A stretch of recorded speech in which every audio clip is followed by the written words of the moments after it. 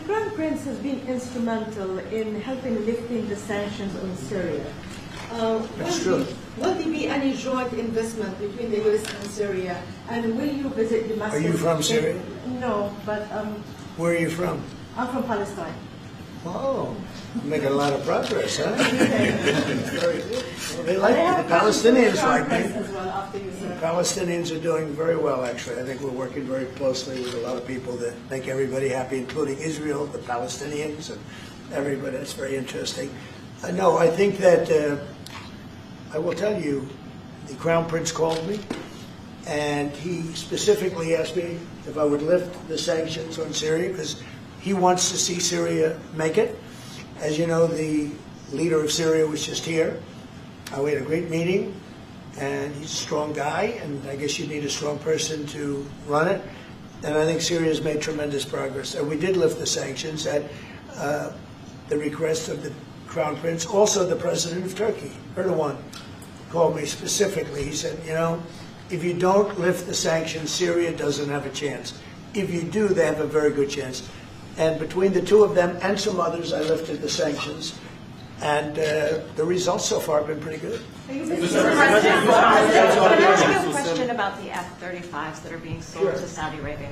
Are these the same ones that are being used by the Israeli military? And if so, how does that allow for the qualitative military edge for Israel? And then I want to ask you, because you brought up the plight of the Palestinians, are you aware of relocation flights to South Africa that are taking place right now? Which flights? There are relocation flights that are taking place. Some Palestinians are being charged up to $2,000 I'm not a going to seat. South Africa for the G20 because I think their policies on the extermination of people are unacceptable. So I'm not going, so I won't refer to anything having to do with South Africa. South Africa has behaved extremely badly. But I will say that when you look at the F-35 and you're asking me, is it the same? I think it's going to be pretty similar. Yeah. You know, How will that this affect- is a great ally, and Israel's a great ally. And I know they'd like you to get planes of reduced caliber. I don't think that makes you too happy. They've been a great ally. Israel's been a great ally. And we're looking at that exactly right now. But as far as I'm concerned, I think they are both at a level where they should get top of the line. Yes, please. Can I just ask for the Crown Prince? If I could just ask about the direct talks between U.S. It's all right. Steve, one second. Go ahead. Have you reached an agreement on a U.S.-Saudi defense treaty today? And are you going to bring up the Abraham Accords in your discussion? I already brought them up. What did you say? I think I got a positive response. Would you like to respond? Yeah, so put you on the spot. so definitely we believe having a good relation with all Middle Eastern countries, it's a good thing, and we want to be part of the Ibrahim Accord, but we want also to be sure that we secure a clear path of two-state solution.